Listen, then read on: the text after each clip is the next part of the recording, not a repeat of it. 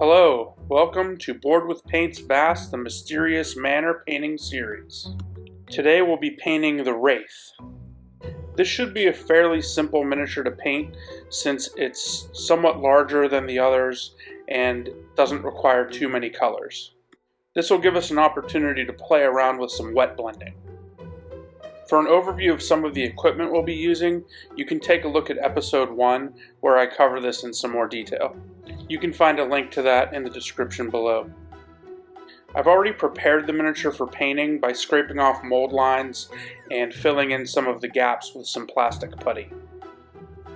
Let's take a look at the painting steps. First, as always, we'll prime the miniature, followed by applying base colors. Next, we'll smooth out all the transitions by doing some wet blending.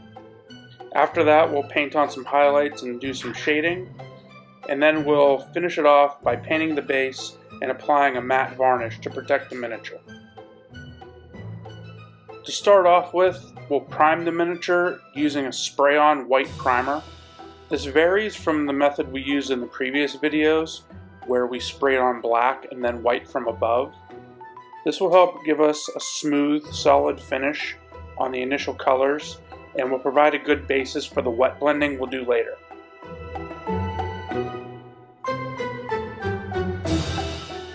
We'll begin by applying some base colors, which are going to sketch out the main areas of color on the miniature. Taking a look at the game art, we can see that the overall color of the Wraith is purple, but the arms and the tip of the back have some red tones in it, while the bottom sort of goes down to a blue. What we'll do is roughly sketch out these areas of color and then go in the next step and wet blend them together to get a nice smooth transition between them.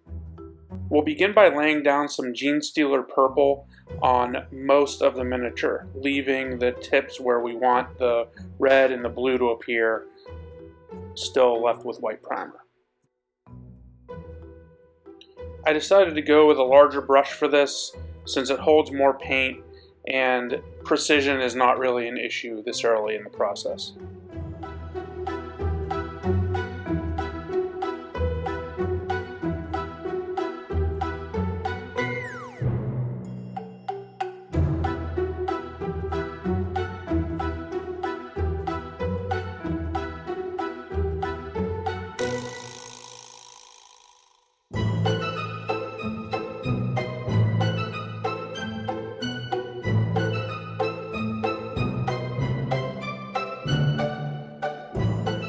While it's a nice match for the game art, Genestealer Purple is a layer paint, which means it's a little less opaque than base colors in the Citadel range, so we're going to need to add more than one coat to make sure it covers smoothly.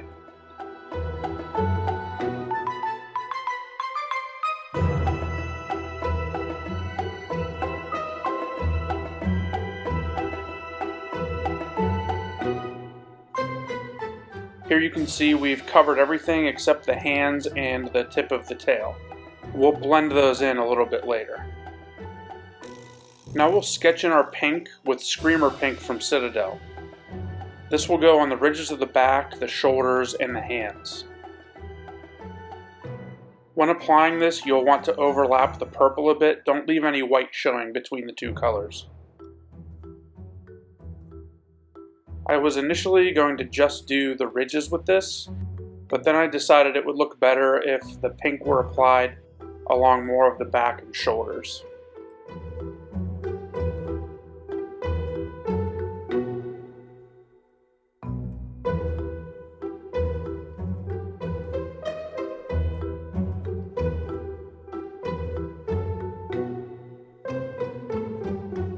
I decided to take some liberties with the art and add some pink to the top of the head as well.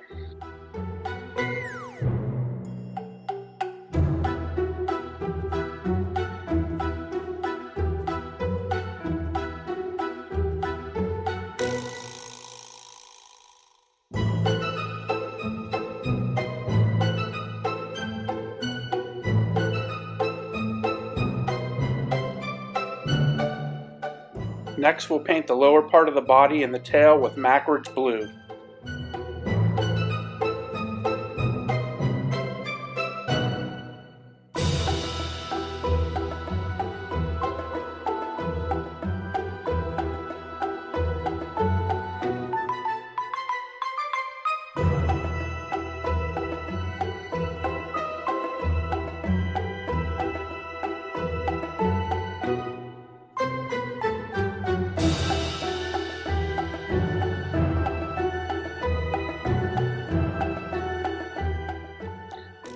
I ended up splitting the colors roughly into thirds on the miniature, with red on top, purple in the middle, and blue in the bottom third. Now to bring all those colors together, we'll channel our inner Bob Ross and do some wet blending. Wet blending is a technique where you're actually mixing your colors directly on the miniature. This is similar to the way you might blend colors in an oil painting. Out of all the techniques available to us for blending colors together, I find this to not only be the easiest and fastest, but also the most fun. You may have noticed that the acrylic paint we've been using doesn't take very long to dry. So if we're going to do some wet blending, that poses a bit of a problem because we'll want some working time with our paint before it dries up on the miniature. To manage this, I'm going to add some Liquitex Slow Dry Medium to all of the colors of paint. This will extend the dry time and give us much longer to work with them. We'll start off blending the Genestealer Purple and the Pink Horror, so I'm just adding a small dollop of the Slow Dry Medium to each of those piles of paint. We'll start by applying this extra wet purple right along the line where it meets the pink. Then we'll add pink on the other side of the transition. We're not blending them quite yet. Now take a clean brush that's slightly dampened and just brush between the two colors, mixing them together right on the model. This should start to essentially erase that hard line between the two colors and provide a gradient between them.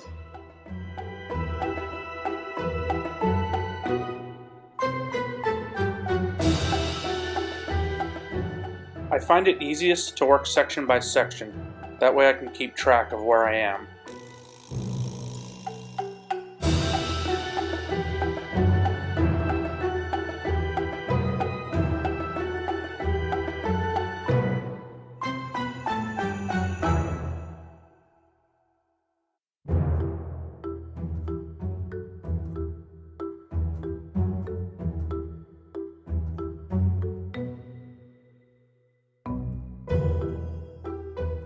You can take your time with this because the slow dry medium really gives you a lot of working time with the paint.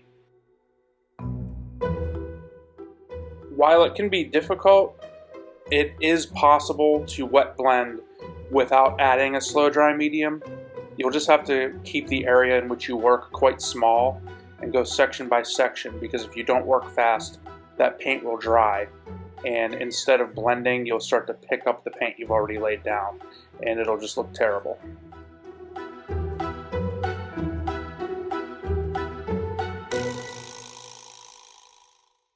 Continue blending the colors all around the miniature until you feel satisfied that the transitions are as smooth as you want them.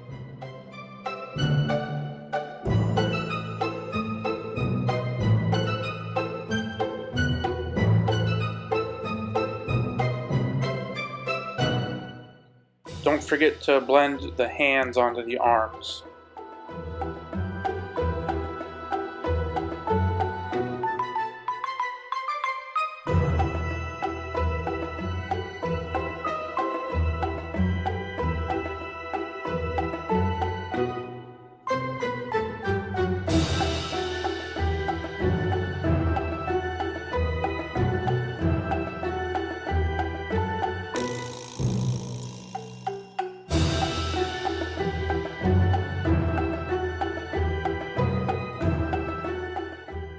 Now we'll add some of the slow dry medium to the blue and do the exact same thing with the lower part of the miniature. Here I'm adding the blue along the transition area, and now the Genestealer Purple.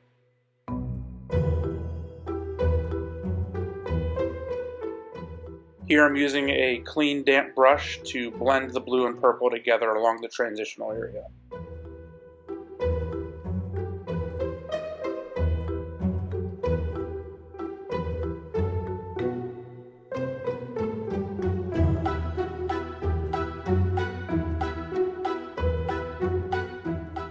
And that's all there is to it. Not bad for using only 3 colors. We'll want to let this dry thoroughly before we proceed to adding highlights and shade in the next step. We'll begin by highlighting the pink areas by mixing some Emperor's Children into the pink horror. Thin this down and apply it to the upper parts of any of the ridges that are mostly in pink.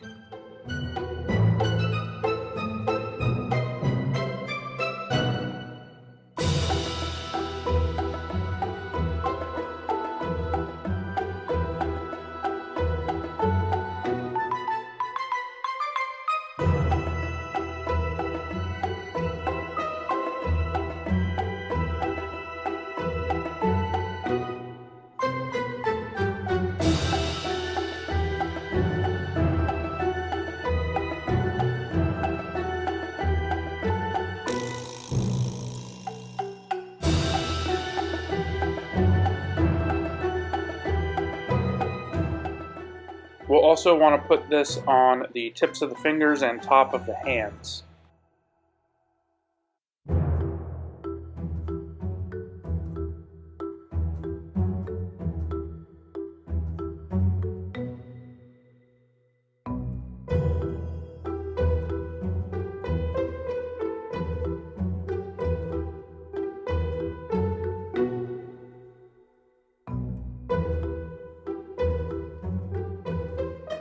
Add a little more Emperor's Children to the mix and apply this again, covering a slightly smaller area than before.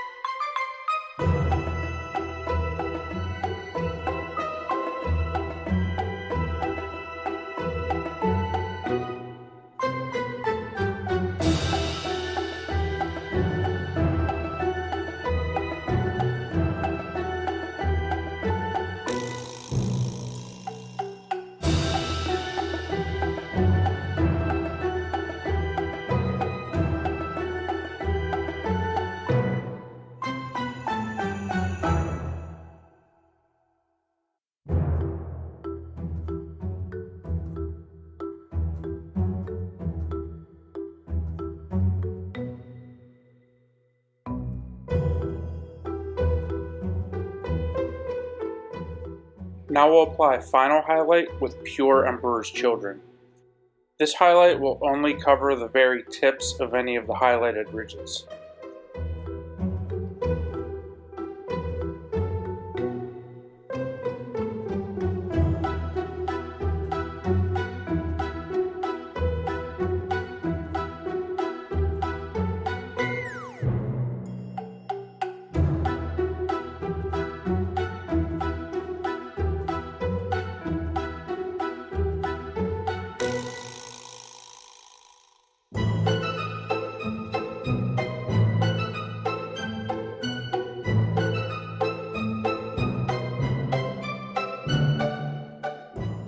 Be sure to hit the fingertips with this to really make them stand out.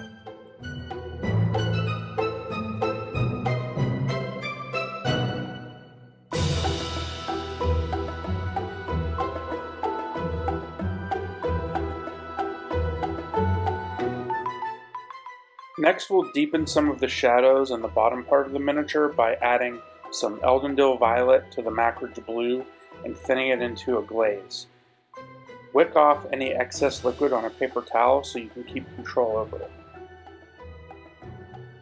Apply this to the bottom of the blue and any of the recesses that you think would be cast in more shadow. As with most glazes, start the brush in the lightest area and brush down into the shadows, because the most paint gets deposited where it leaves the miniature.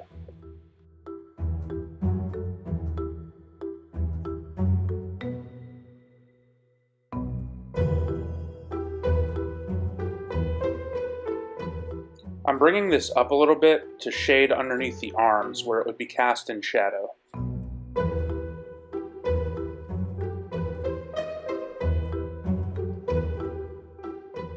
Here I'm lightly glazing this into some of the recesses in the upper portion of the miniature, just to give a little more depth to some of those shadows.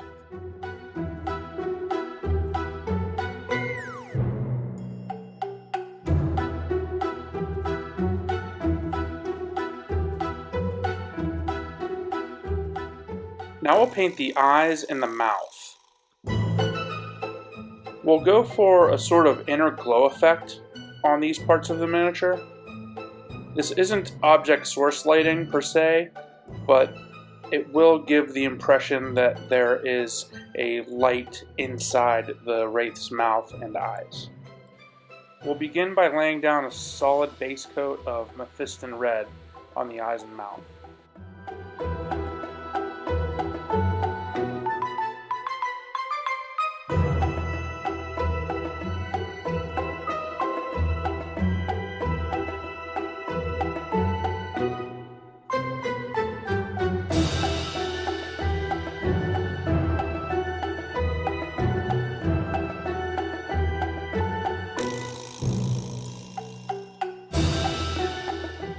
Next, we'll thin down some Evil Sunz Scarlet and apply that to the corners of the eyes and the middle of the mouth. Be sure to let some of the Mephiston Red show through in the bottom part of the eyes.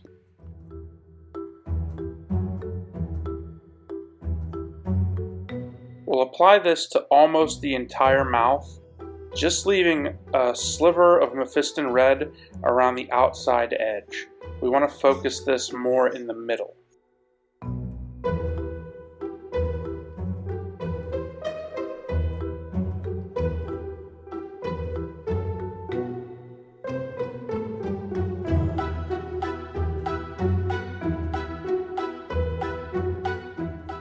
We'll brighten this up by adding some Wild Rider Red to the Evil Sunz Scarlet, and we'll apply this again to the eyes and the mouth, covering a slightly smaller area the way we did layering earlier.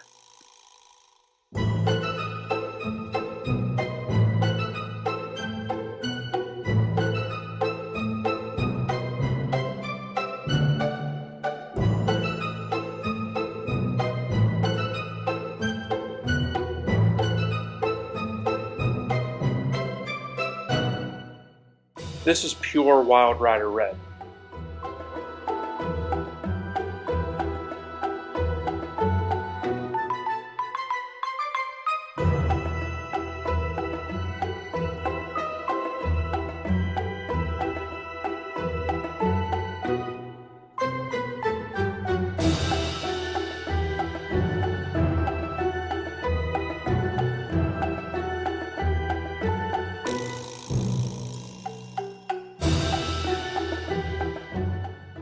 Here you can see that inner glow starting to take shape.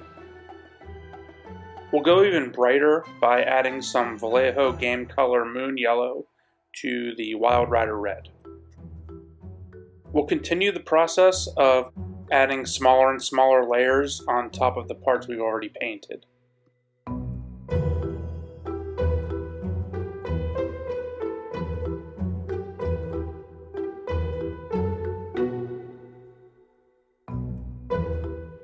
We'll add a little more yellow to the mix. You can see now we're getting quite orange.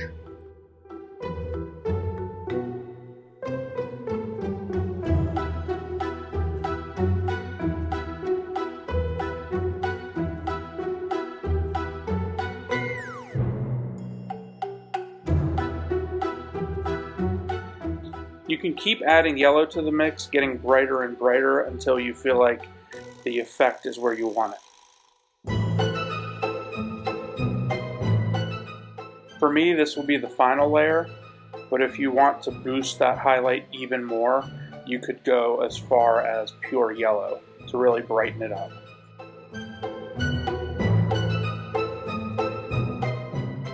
Here's where we're currently at. We're now going to add some shade to boost the contrast and really make those light areas look even brighter. We'll start by adding Druchii Violet around the eyes.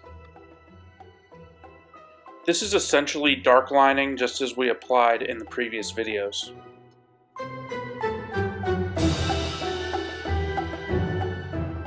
For the mouth, we're going to darken the edge around the inside of the mouth, so we'll dark line that using Carroburg Crimson.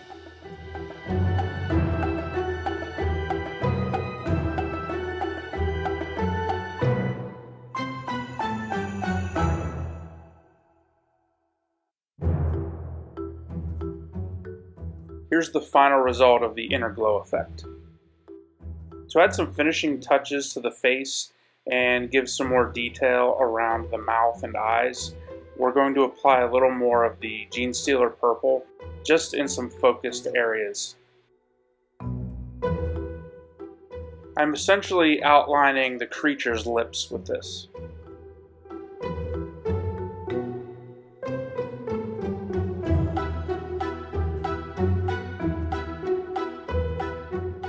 I'll also add a little bit of highlight on the forehead.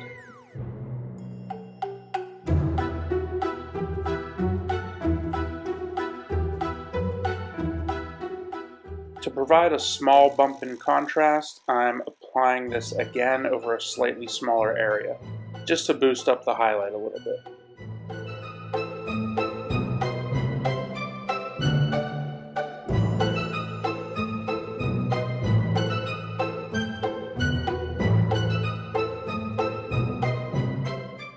To boost the contrast a little bit more, we'll add a touch of white to the purple.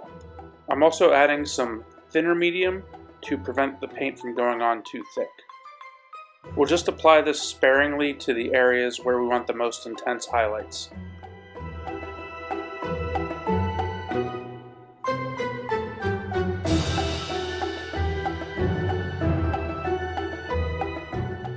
I'm now going around to the rest of the miniature and adding some highlights in a couple spots on the purple where I think it needs it.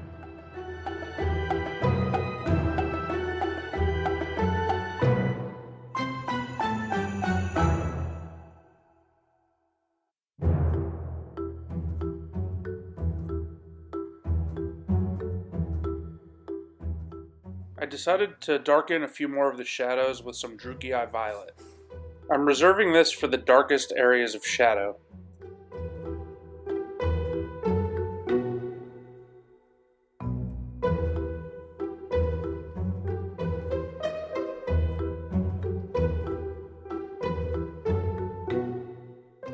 Now we'll highlight some areas of blue, mixing some Azure with the base color Macrage Blue.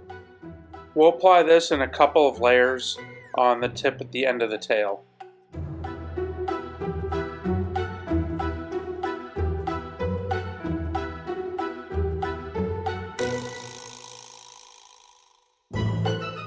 With the model pretty much finished, we'll move on to painting the base and applying a spray varnish. For this series, I've opted to keep the bases simple, so I'm just painting them the same color as the pieces for that character. So in this case, the Wraith will have the same color as the pieces that you use if you play as the Manor. We're just going to go back with the base color Genestealer Purple and lay down a couple of coats on the top of the base with this. Now we'll clean up the rim of the base with some Vallejo model color black.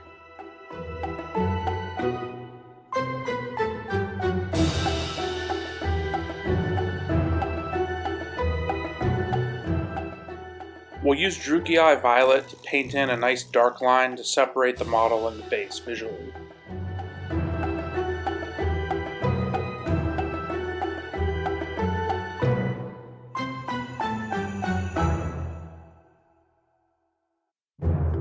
As in previous episodes, we'll finish the miniature off by spraying it with a matte varnish. I'm using Tester's spray lacquer for this. This helps prevent the paint from rubbing off when handling it during gameplay. And this completes the Wraith. Thanks so much for watching. If you found this helpful, I'd appreciate it if you liked the video and subscribe to my channel. If you click the bell icon, you'll be notified whenever I release a new video. Until next time, happy painting.